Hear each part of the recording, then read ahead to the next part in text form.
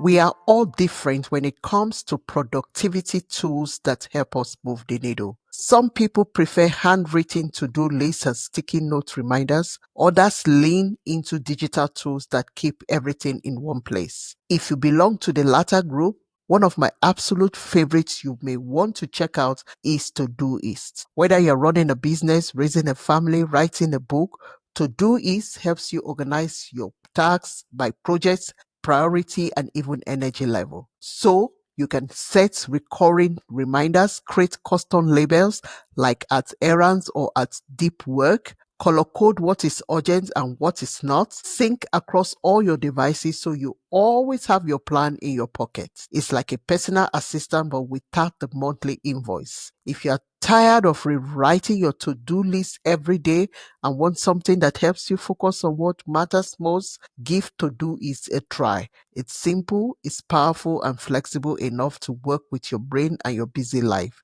Click on the link on this episode's show notes to get you started. The conversation today is a topic that hides in plain sight: perfectionism.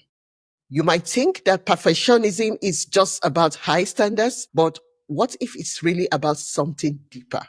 Our longing to belong and our fear of rejection. My guest today sheds light on this powerful paradox and invites us to reimagine the stories we tell ourselves. From learning to befriend the inner critic to practicing radical self-compassion, this conversation is a must listen for anyone who's ever felt like they've never quite enough, no matter how much they try. Let's explore how perfectionism can motivate, but also how we can recognize when it turns toxic and what we can do next. Welcome to the Minute Mastery Podcast, a conversational productivity and time management podcast where busy authors and entrepreneurs are inspired to create time for what truly matters. I'm your host, Ngozi Edema. I'm a time management coach, writer, and entrepreneur. Here, you are encouraged to turn your minutes into milestones and to create at least 1 hour a day working on your goals without feeling overwhelmed. Dr. Tara is an author, a clinical psychologist, and perfectionism coach with over 20 years of experience helping high achievers unlock their potential with ease and confidence. Dr. Tara specializes in guiding individuals and organizations to cultivate inner worth, self-compassion, and authentic leadership. Thanks for joining me in the Minute Mastery Podcast today, Tara. Yeah, it's a fun topic, and it's also a scary one for me. Perfectionism for me is like an evil word, a swear word that I don't want to go because it is something that has taught my productivity for years, and you see it differently. Well, it's so good that you even recognize that perfectionism has been a challenge for you. Some people don't recognize that it's even a challenge in their life. So having that self-awareness is the first step. So, like I said, you have a different take on it. It's something that I find scary, like a word that I should not talk about, but you describe it as a paradox tied to our need for belonging and the fear of rejection. Can you unpack that concept for us, please? Yeah, sure. So you got the first half of my definition, which is that it's a paradox of, that's created by this need, an internal need for belonging. Like that's a human need, right? We wouldn't survive if we didn't felt like we belonged. And also this fear of rejection. And it's paired with unrealistic expectations for achievement. Like it's an important part. It's like, we have these unrealistic ideals, we're trying to achieve them, and we can go. As one of my students said this week, I just keep going. And then a part of me says, no, stop, which gets to the very end of my definition, which is that it saps your energy or your life force. So when you don't recognize that you are in a perfectionistic habit of living, eventually you will burn out, you'll get ill, something will happen that will just really illuminate that this could be a problem for you in your life. So I would say that for me, it is when it gets toxic. That is the area of it that I am familiar with, a point where I said the standard is too high. Yes. I can meet that standard. And I think I have to meet that standard. And then it becomes a problem. Well, when you say it's toxic for you, how does that actually manifest like in your daily life? Like you've set this bar really high for yourself, but then what happens? What are you actually doing? Okay, so it makes me work harder. Huh? It is never okay. And I keep working and working and thinking that I have to show up and do this and do this and do this. Yeah. And so I have to draw a line at some point and say, you know what, I'm just burning out and feeling overwhelmed, unhappy. I can go on with this. Yeah.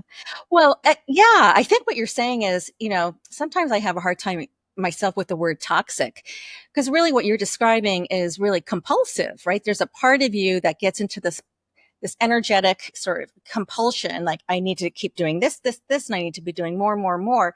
But what we know, and actually what the science shows, is that actually, it's a Canadian researcher, Patrick Gaudreau, has this really interesting theory on excellencism versus perfectionism. So try to say both of those with the isms. It's a little bit hard, but that there's essentially, when you're striving for excellence, like there's nothing wrong with that. That's a really important value that you like high quality, that you want to present yourself in the best way possible, or you want to do the best work that you can for other people. Great, good for you. But there's this sort of point of diminishing returns when you're going towards those goals. The point of diminishing returns is sort of when you've taken those extra steps, but now you're losing sleep, having insomnia, making mistakes. You're actually not improving upon anything. No, Like no. that's the point of diminishing returns. So striving for excellence is healthy when it's associated with calm, you're regulated, you've got a routine, there is balance, the goals are broken down in small pieces, and you're feeling inspired, right? Versus you get to that tipping point, you've worked so hard that you're feeling drained and irritated, and there's a lot of tension. You might be getting mad, they might be more associated with difficult emotions. That's when you've actually gone over the edge, right? And so the part of the work is if you recognize that you have these tendencies for perfectionism, is that you actually have to really monitor yourself and to know when to stop. Like, that's the compulsive piece of it, is that people don't know when to stop because they feel like if they stop, they're actually not performing or producing. Thank you. So you've helped us to say that perfectionism isn't all bad. It can sometimes motivate high achievers.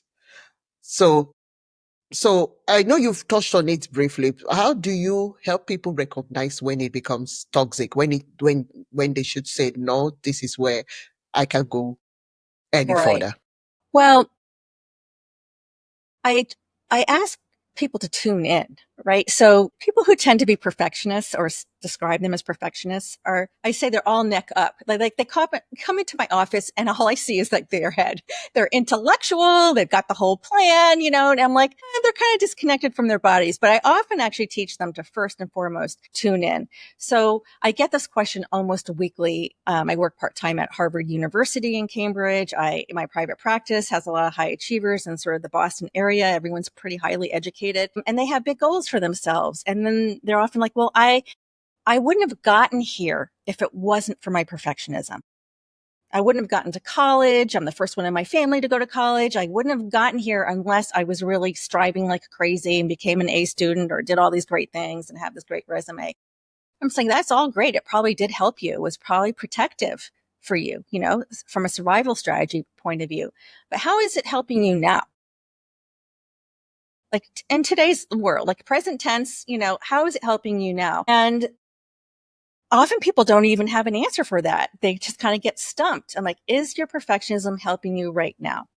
Look at your relationships, look at, how you feel about your job or your career or your project. How are you feeling in your body? And that's usually the litmus test. I'm like, how do you feel? And when people say, which is usually what they say is, I'm tense, I have migraines, I'm suffering from IBS, they'll have this litany of things. I'm like, I don't think it's working for you, honey.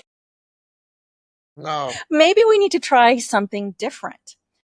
And that's when all the energy that you're putting into all this efforting needs to actually not be geared towards the external, but really towards the internal. And that's where that sort of radical self-compassion comes in that I talk about. Hmm. You got me thinking because I've never seen perfectionism as the way you describe it just now, that you get to a point where things plateau and it's just like money. We all want to have money to an extent where you don't have to worry about money. But when you get to a certain level, the money doesn't make sense if you don't add other things to it. Yes. I You're mean, going to be rich at the top, very, very super rich. They're not super rich people are not the happiest people on the right. planet. They're often really miserable They're often really miserable and alone. and alone. And so Yeah. it gets to a point where it plateaus. Yeah. And yeah, the more you get becomes more problem for you. Yeah. And I think now I'm seeing it, perfectionism as that to some extent because I grew up, we were always motivated to be achievers. Yeah. Yeah. It's We very were conditioned. always, yeah, we Yeah. were always motivated from childhood. We Yeah. have to be high achievers. We don't settle for the minimum or the basic. But it gets to a point where you have to know that no, no, no, no, no, no, no, no, this isn't working for me. Yeah. It's really complicated though, Ngozi, because like I grew up in a family where yes, high achievement was important, but it wasn't the goal. Like in some other families, it's like education, it's like totally the goal. But my mother she's still alive, God bless her, is German. We couldn't leave the house unless we were organized and efficient in some way. Like, playing was not allowed. You couldn't relax unless your room was clean or you helped with the laundry or you raked the leaves or there was always something to do. So I feel like, for me personally, I got sort of like a double whammy. Not only is perfectionism inherited, in terms of a character trait, but it also gets conditioned, right? With all Yeah, of these yeah, things that you're told that you have to do before you can do something like this. Or, of course, I work with so many international students and literally their job as a kid was to get straight A's so they could get themselves to Harvard. Like that was it. I mean, it was very singular focused. Then there are people who are dispositionally also just very sensitive and they learn to cope by not doing anything wrong. Right. So, it's interesting, like for women often who get diagnosed very late in life, like in their 30s with ADHD, let's say, they compensated by perfectionism. They might have been really distracted and then they have to use all this energy not to make a mistake and get everything right and be the good girl and the good student, only to realize that that actually didn't help either, but it was protective until a certain point. So it's multifaceted. And even the research shows like there is no one category of perfectionism. There's like 3 categories and not everyone feels like they fit into those categories. One is sort of what you and I would describe probably as self-oriented perfectionism, where okay, the bar has been raised. We raised the bar for ourselves. It might have been yeah, conditioned and promoted in our childhood, but now we've taken that on. There's other oriented perfectionism, which is we expect others to be excellent and have yeah, no patience when they're not, right? That's sort of the stereotypical movie figures, the mean perfectionist. That's out, the expectations are on the outside. And then there's socially prescribed perfectionism, which really has been on the rise since the onset of social media, whereas you are comparing yourself to others. yeah, And that can be really insidious. And that's where, we latch on, we see what other people are doing. They have it easier than us, or we need to be as rich as them, or as pretty as them, or as skinny as them, or as strong, whatever. And that consumes all of our energy because we think we're missing something or we're lacking something, or we're constantly comparing ourselves to others. And so people their compulsion might be to constantly present themselves in the most perfect way, right? So there's sort of like a presentation aspect to it. So it's not easy, but what I see is that there's a rigidity to perfectionism, right? It becomes yeah. dogmatic and rigid, and that becomes very difficult. It's a difficult way to live in the world. Thank you. I want to ask you something. Have you been sitting on a creative project or book idea for months, maybe even years? Because life just wouldn't slow down. If that sounds like you, I created something just for you. It's my standard 6 week coaching package, a focused, personalized experience designed to help you finally finish what you started. Here is how it works. For 6 weeks, we meet once a week, just you and I. You get a custom time plan that fits around your real life. Not some cookie cutter schedule, but something that actually works for you. You will also get email check ins from me because I know how easy it is to fall off the track when no one is checking in. This is perfect for busy moms, writers, and entrepreneurs, or anyone who is juggling life and a dream at the same time. So, if you've been waiting for the right time, consider this your sign. Let's turn those minutes into milestones. Head over to this episode's show notes to enroll or learn more about this program. So many people talk about banishing the inner critic, me inclusive. Yes, we all have our inner critics. Yes. Because the inner critic can be very mean. Terrible. Yes. But you advocate for befriending it instead. Why is Yes. this approach effective? Well, I like to flip the script on things. And again, I'm going back to the paradox, and you'll see book titles that say silence the inner critic or banish the inner critic. And I just say that never works. You're going to try to avoid and push away something that's nagging at you. It's going to seep through no matter what. But if we can see that inner critic as a part of ourselves, like as a pattern, as a part, as an algorithm, with curiosity and kindness, we can say, why are you here today? Why are you showing up in this moment? What's happening, right? So I have sort of loosely identified, this is very non-scientific for your listeners, by the way, but I've had thousands of conversations now with high achievers. And I find that the inner critics show up in certain ways. They're trying to manage your life in some way. They're trying to protect you from rejection or failure, or, trying to help you belong in some way. And so there's the inner judge, right? That's that, consummate inner critic that's looking at every little thing that you're doing and you're not doing it good enough, or you need to do more. Then there's an inner bully, which is the heart, like that really harsh voice, the mean coach, can be brutal actually. And that's a hard one to tolerate. Then there's like an inner detective, I call it, or your inner sleuth. So there's a lot of people who can't let things go. They doom scroll, they research to no end, they keep trying to find new answers to things. They're forgetting that there's actually an answer over here, but they're looking over here. So that's very exhausting. There's an inner nitpicker. I definitely have an inner nitpicker, and that's partly because of how I grew up. Everything has to be nice and neat. And if it's not, I get really agitated.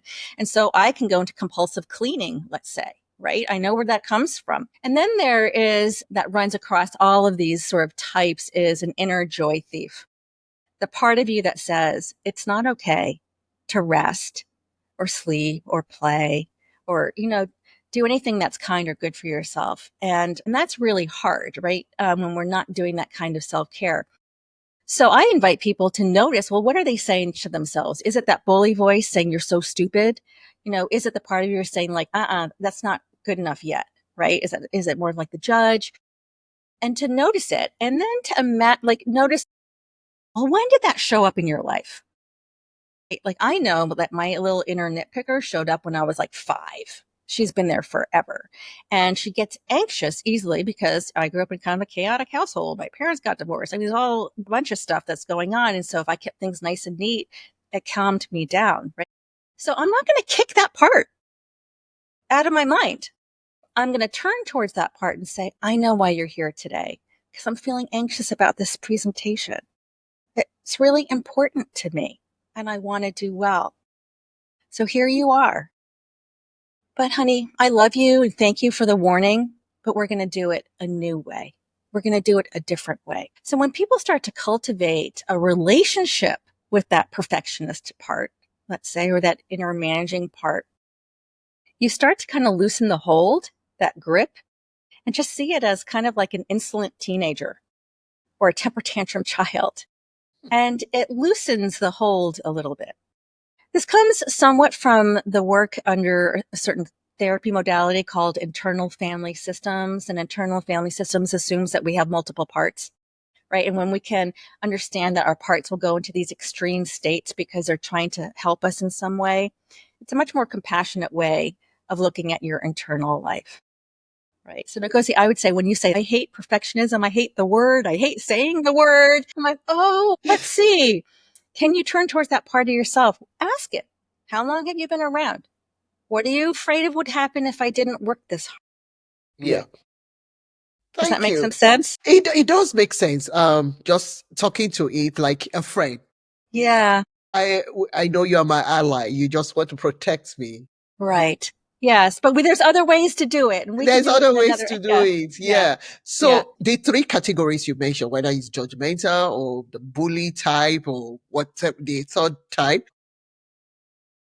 would you say, like in your case, would you say that it has to do with past trauma or whatever childhood experiences, our experiences in life is what created the inner critic in Yeah, us? so I would say that it's complicated, Ngozi, so I think that we could have a dispositional character, you know, personality type that's oriented towards having things neat, straight lines, that could just be, be a part of us. But when we do these protective behaviors, they do serve a function, and they most likely started before the age of 20, right? At some point, most people can, when you start to do like an inquiry around, you're starting with the present. Like, what are you saying to yourself right now? I'll give you an example because I had a young person, she's getting her PhD at an Ivy League, and every day she was saying, "You're so stupid, you're so stupid." And then she would prove to me in our little group that she was in one of my classes of all the ways that she was stupid, which was so disarming because, they were funny, actually. They were like, "That's not stupid, that's human," right? But she just really had that inner voice.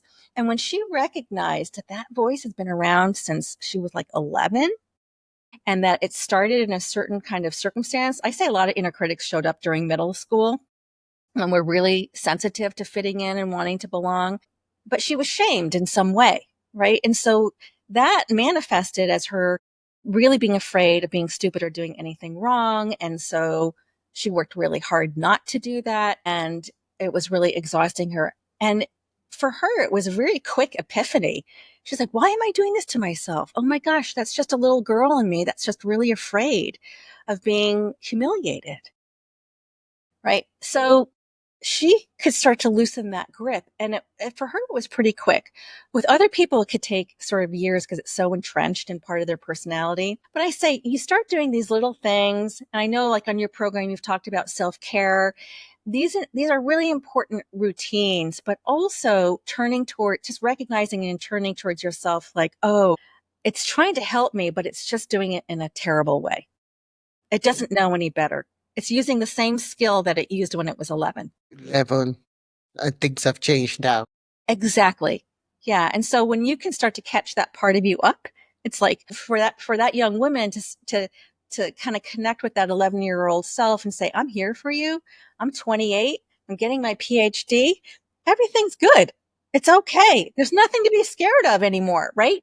Yeah, That was really healing for her. for I her. have thousands of examples of this, but so it takes a little bit of self awareness, really tending to the nervous system, recalibrating your goals, right? People talk about the 80-20 rule.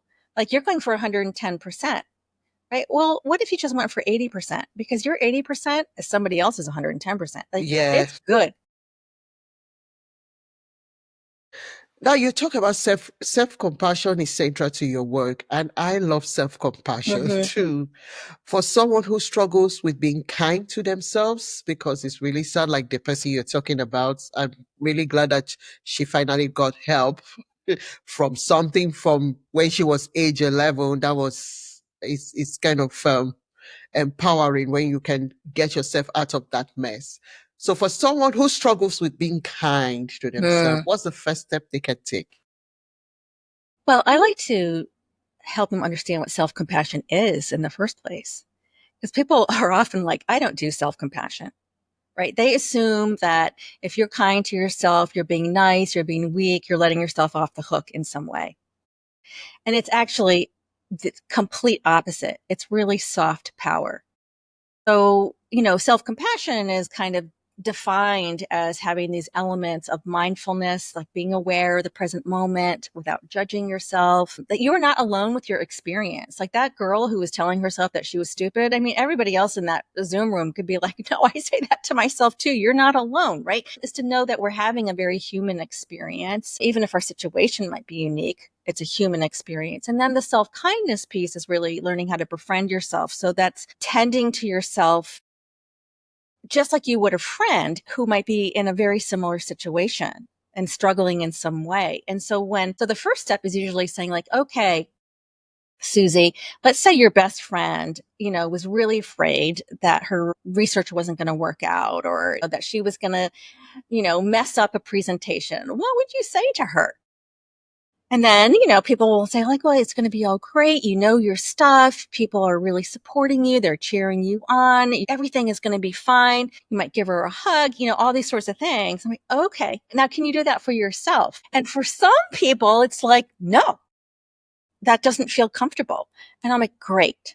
It's really good to learn when you're uncomfortable, right? That tells me that that is an area of learning. If it was easy, there's no learning.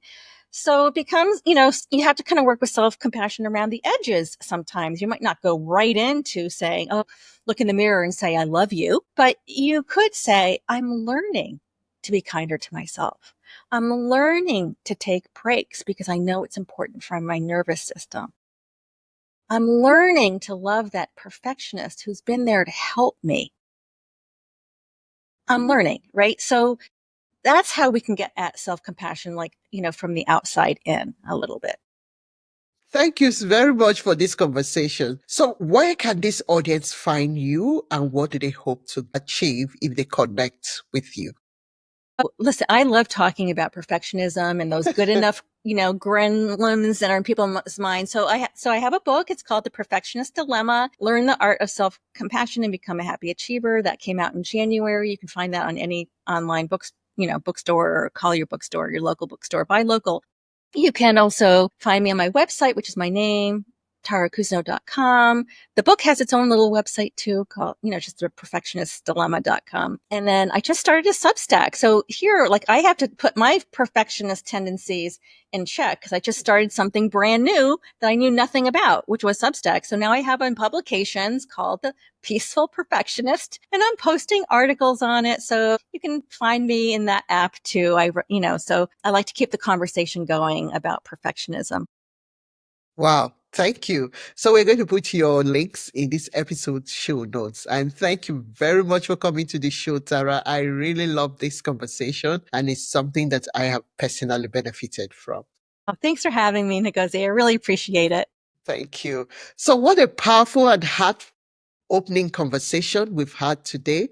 If you've ever felt like your drive to succeed is quietly fueled by fear, I hope today's episode gave you permission to pause, to reflect, and extend compassion to that part of you that is just trying to protect you. Remember, your worth isn't tied to your performance, and even your inner critic deserves a seat at the table, but not the driver's seat. If this episode resonated with you, please share it with a friend or leave us a review. It helps us if more perfectionists in recovery find this message.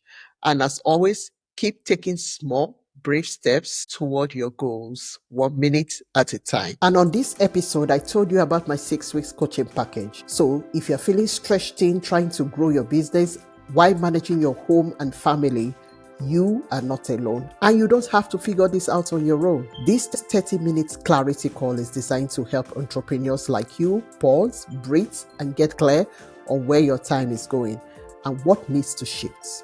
Together, we will identify your biggest time plus energy drains, map out what is keeping you stuck or overwhelmed, uncover the first step to a more balanced, aligned life, and your $47 investment will be fully credited toward my 6 weeks time reset coaching package if you choose to move forward after our session. No pressure, no hard pitch, just real talk, clarity, and a moment to focus on you.